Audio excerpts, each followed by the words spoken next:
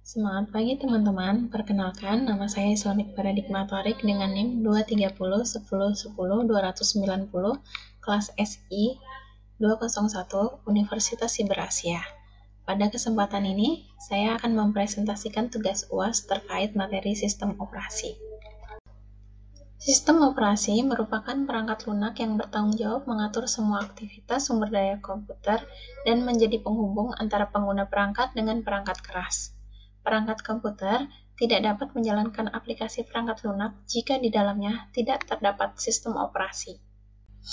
Sistem operasi memiliki fungsi-fungsi utama yang intinya memastikan setiap bagian sistem dapat bekerja sama secara efisien. Fungsi-fungsi tersebut meliputi yaitu, pertama, fungsi manajemen proses. Dalam manajemen proses, proses operasi berfungsi mengelola proses yang berjalan di komputer, termasuk penjadwalan proses berdasarkan prioritas dan waktu CPU, pengalihan konteks antar proses, serta sinkronisasi dan komunikasi antar proses. Yang kedua, fungsi sistem operasi dalam manajemen memori. Dalam manajemen memori, sistem operasi mengelola penggunaan RAM untuk memastikan setiap proses memiliki ruang memori yang cukup dan terlindungi dari proses lain. Selain itu, sistem operasi juga mengelola alokasi dan dealokasi memori, manajemen memori virtual seperti swapping dan paging, serta proteksi memori untuk mencegah akses yang tidak diizinkan. Fungsi selanjutnya yaitu terkait dengan manajemen file. Dalam manajemen sistem file ini, sistem operasi mengatur penyimpanan dan pengambilan data di media penyimpanan seperti hard disk atau SSD. Fungsi pengelolaan penyimpanan ini meliputi pengelolaan struktur directory untuk penyimpanan dan pengaturan file, kontrol akses untuk mengelola akses directory, serta penanganan operasi dasar pada file. Kemudian, fungsi sistem operasi sebagai manajemen perangkat.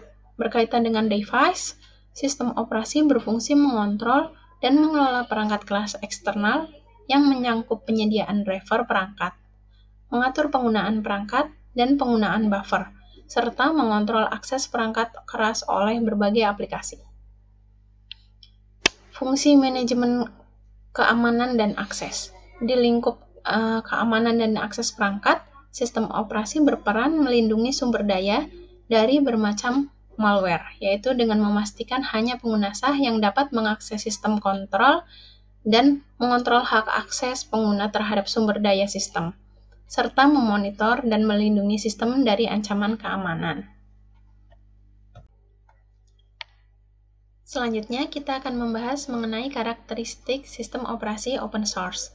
Sistem operasi open source adalah model pengembangan sistem operasi yang memungkinkan source code dipublikasikan, serta pengguna dapat memodifikasi, mengakses, dan mendistribusikannya secara bebas tanpa royalti. Biasanya, komunitas pengembang dan pengguna berkolaborasi dalam pembuatan dan perbaikan perangkat lunak, mengutamakan transparansi dan ketertiban aktivitas komunitas. Metode ini atau model ini mempermudah pengembang meningkatkan kualitas perangkat lunak dengan solusi dari berbagai perspektif. Contoh sistem operasi ini yang terkenal yang digunakan adalah Linux. Sistem operasi open source memiliki beberapa kelebihan, yaitu dari segi biaya, perangkat lunak open source biasanya bersifat gratis yang memungkinkan penggunanya dapat menggunakannya tanpa membayar biaya lisensi. Kemudian, dari segi kustomisasi, pengembang dapat memodifikasi dan mengcustom perangkat lunak untuk memenuhi persyaratan yang spesifik karena sumber kode yang tersedia. Kemudian, dari segi dukungan komunitas, perangkat lunak open source memiliki komunitas pengguna yang sangat besar untuk berkontribusi dalam dokumentasi, perbaikan, dan pengembangan. Yang terakhir, dari segi keamanan, dengan perangkat lunak yang open source ini, komunitas dapat mendeteksi dan memperbaiki keamanan yang rentan dengan cepat. Selain memiliki kelebihan, tentunya sistem operasi open source ini juga memiliki kekurangan. Di antaranya yaitu dari segi dukungan teknis yang terbatas. Artinya, tidak ada garansi dukungan teknis oleh profesional meskipun komunitas pengguna yang masif dapat membantu memecahkan permasalahan ini. Yang kedua, jika dipandang dari sudut pandang kompleksitas, perangkat lunak open source bisa menjadi sangat sulit untuk diatur dan dikonfigurasi daripada perangkat lunak closed source. Khususnya, kebanyakan pengguna tidak mempunyai pengalaman dalam menciptakan perangkat lunak. Yang terakhir, terbatasnya fitur. Artinya, fitur-fitur yang terdapat di perangkat lunak bisa tidak sebanyak fitur yang ditawarkan pada perangkat lunak closed source. Pada file ini, kita akan membahas mengenai karakteristik sistem operasi closed source. Sistem operasi closed source adalah model pengembangan sistem operasi di mana source code tidak dipublikasikan dan hanya dapat digunakan oleh pemilik atau pengembang dan dengan hak yang eksklusif. Penggunaan software ini memerlukan lisensi berbayar, membuat pemanfaatan dan pemeliharaan lebih mahal. Pengguna tidak bisa memodifikasi sistem operasi sesuai dengan kebutuhan karena tidak memiliki akses ke source code. Model ini biasanya digunakan oleh perusahaan besar yang ingin menjaga privasi dan hak cipta software mereka. Contoh seperti sistem operasi Windows yang mungkin familiar untuk kita ya, digunakan sehari-hari. Kemudian sistem operasi closed source ini juga memiliki kelebihan, yaitu dari segi dukungan teknis, mayoritas perangkat lunak closed source didukung oleh profesional yang ahli di bidangnya, sehingga dapat membantu organisasi dalam mempersiapkan, mengkonfigurasi, dan menyelesaikan masalah yang ada. Selain itu, dari segi fitur, perangkat lunak closed source juga biasanya mempunyai fitur-fitur yang lebih lengkap dibanding perangkat lunak open source. Kemudian, dari sisi keamanan, perangkat lunak closed source dikembangkan dengan fitur keamanan yang ketat dan menyediakan perlindungan terhadap serangan cyber yang lebih baik dibandingkan perangkat open source. Sebagaimana sistem operasi open source, sistem operasi closed source juga memiliki kekurangan. Dari segi biaya perangkat lunak closed source bisa sangat mahal karena adanya biaya lisensi dan pemeliharaan yang bisa ditambahkan sewaktu-waktu. Kemudian yang kedua, kekurangannya adalah dari segi penguncian vendor. Artinya, kita dibuat ketergantungan terhadap vendor sehingga sulit berpindah ke software lain.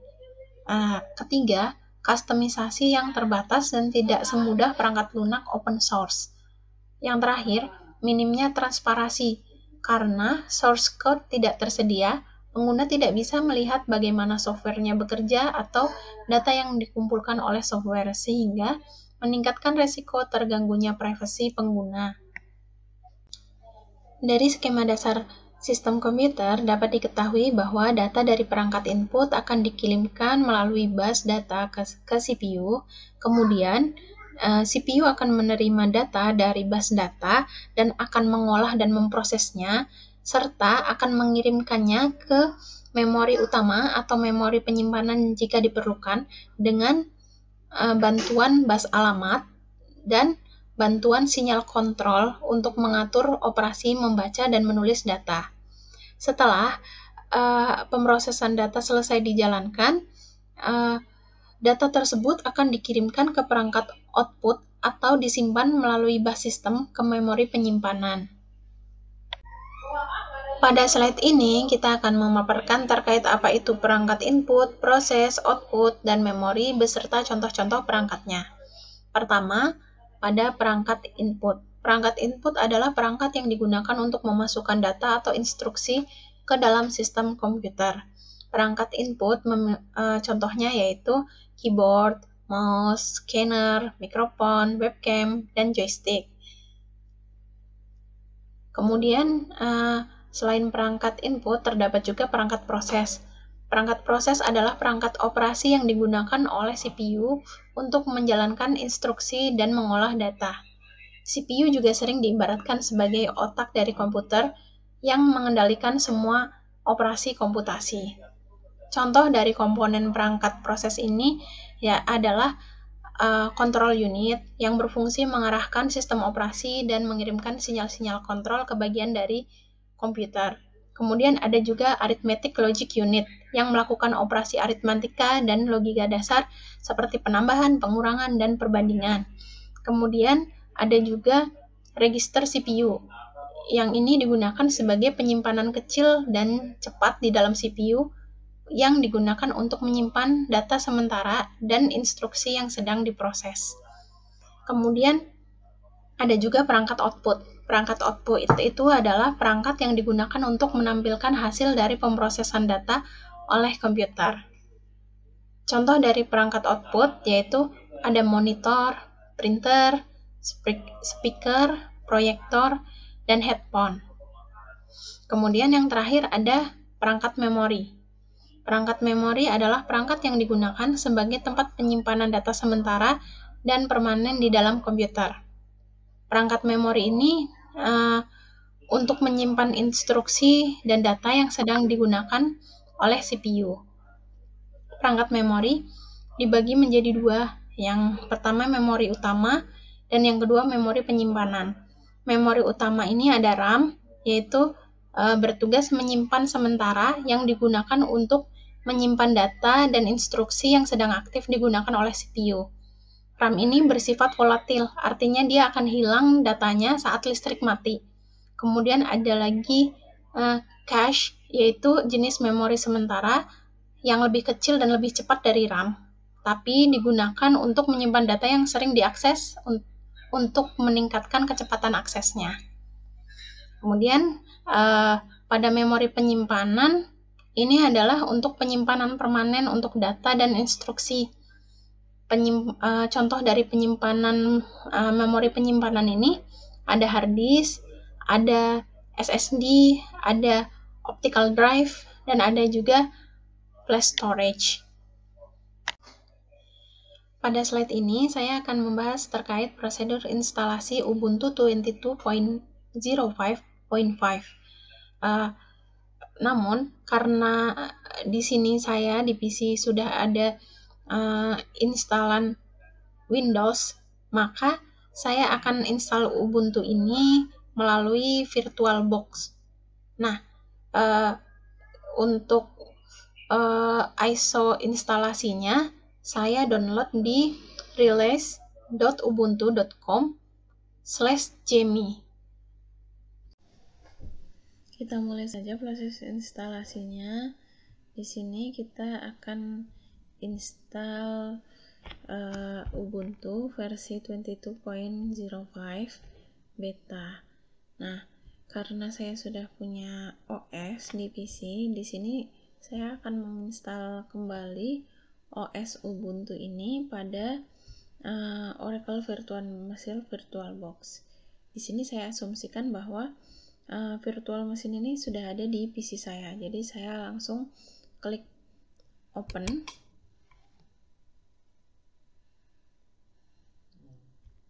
Kemudian klik new. Namanya saya ketik Ubuntu. Lalu secara otomatis type dan versionnya berubah seperti ini. Mesin folder saya biarkan saja, klik next. Kemudian untuk memori RAM-nya saya tetap pakai di 1024 MB, klik next. Kemudian saya memilih menggunakan virtual hard disk. Saya memilih tipe hard disk VDI.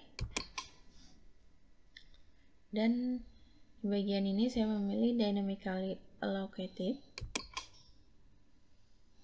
Nah, di sini kita bisa men-setting lokasi file dan lokasi virtual machine hard disk yang kita buat. Nah, di sini saya tidak mengubahnya, ya filenya tetap sesuai recommended size-nya yaitu 10 GB.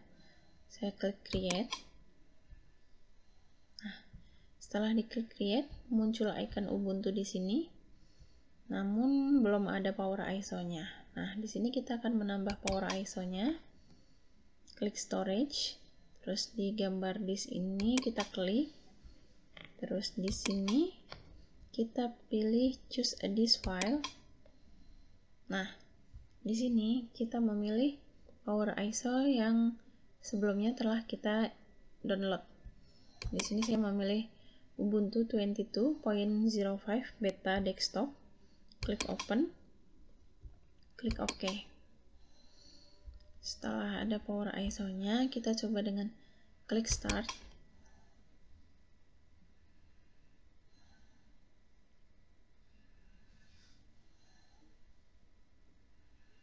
Kita tunggu.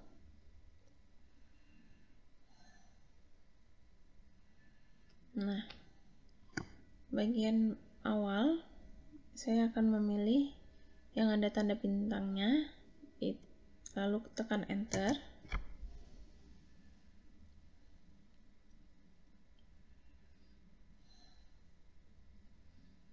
Kita tunggu proses loading Ubuntu-nya.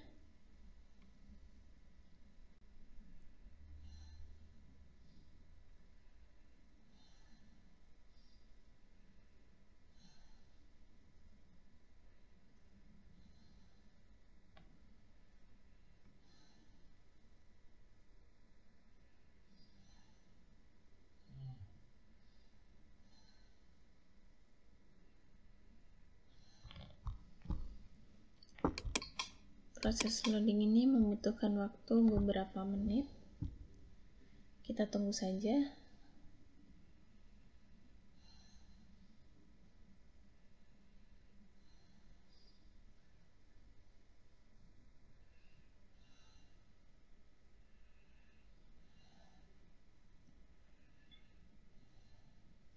Setelah loading pertama selesai, akan muncul blank seperti ini.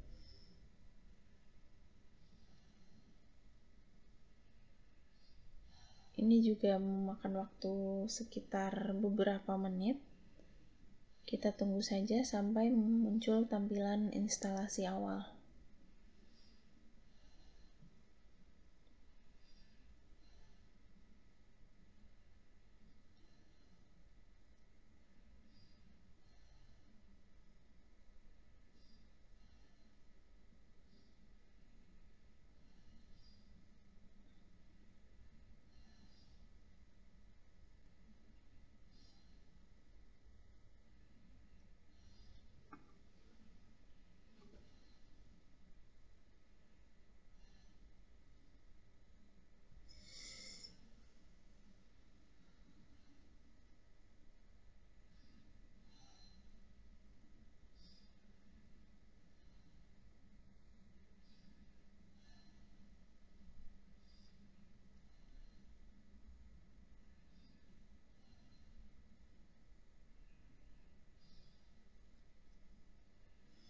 Sudah muncul tampilan awal dari OS Ubuntu-nya. Namun di sini kita akan melanjutkannya dengan proses instalasi Ubuntu.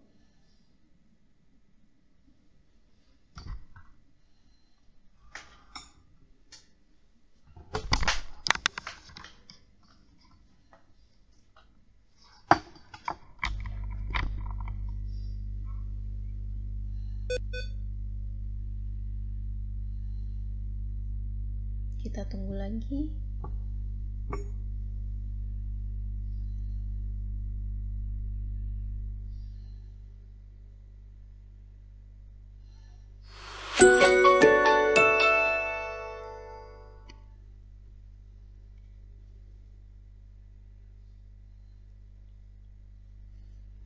Di sini kita menunggu sampai muncul pop-up instalasi.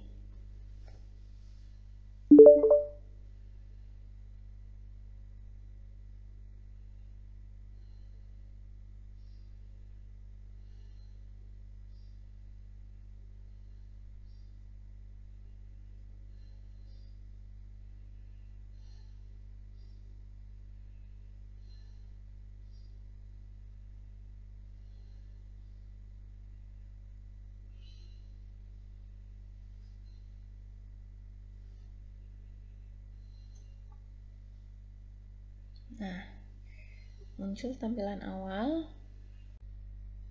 Kita coba pasang instalasi Ubuntu-nya di bagian bahasa Indonesia, lalu klik pasang Ubuntu.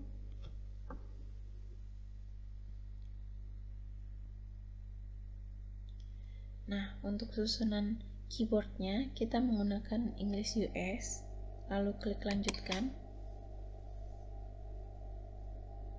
Nah, di pembaruan dan perangkat lunak ini saya menggunakan instalasi normal dan download update ketika sedang menginstal Ubuntu, lalu klik lanjutkan.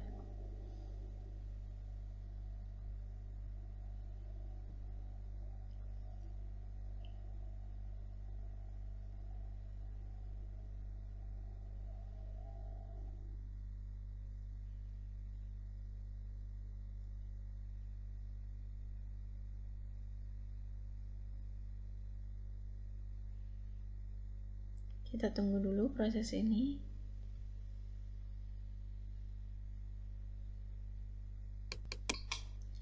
Pada bagian jenis instalasi, saya pilih hapus disk dan pasang Ubuntu. Lalu kita pilih pasang sekarang atau install now.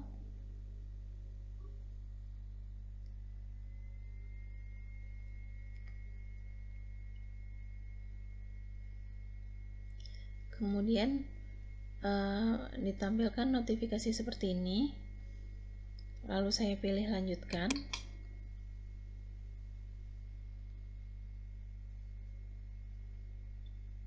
Tunggu lagi proses loadingnya.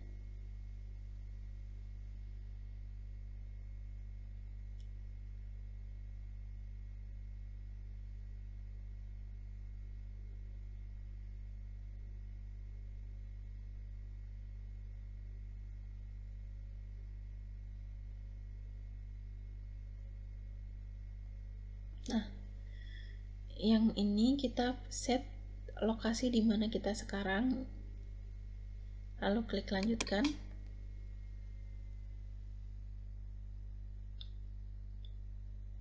Setelah kita set lokasi, secara otomatis jam dan tanggal akan berubah menjadi lokasi kita saat ini. Lalu kita isi identitas kita dulu.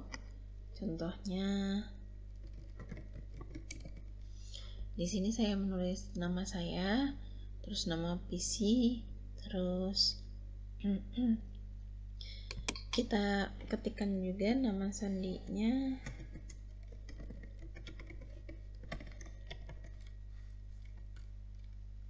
Retype.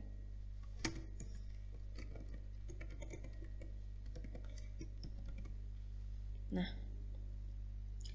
saya memilih untuk memerlukan kata sandi untuk masuk, tapi tidak checklist gunakan directory aktif. Terus, lalu kita lanjutkan.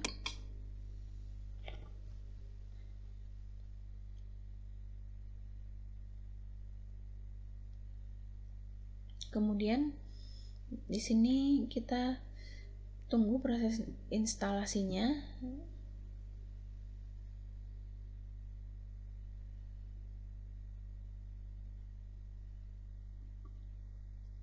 Terdapat notifikasi file ternyata, tapi kita tunggu saja.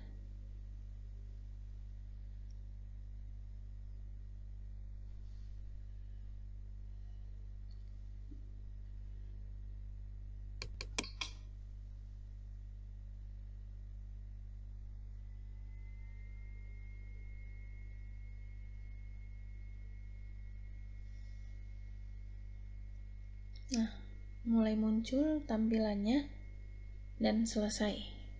Ini adalah tampilan antarmuka dari OS Ubuntu. Tampilannya sudah cukup user friendly. Demikian proses instalasi dari Ubuntu 22.05.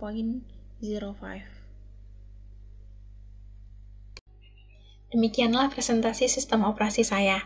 Saya berharap melalui presentasi ini kita semua dapat memahami lebih dalam tentang pengertian dan fungsi dari sistem operasi, karakteristik sistem operasi open source dan closed source, serta skema dasar sistem komputer dan pengertian perangkat input, proses, output, dan perangkat memori beserta contoh-contoh perangkatnya, serta langkah-langkah penginstalan Ubuntu 22.05.5. Terima kasih atas perhatiannya.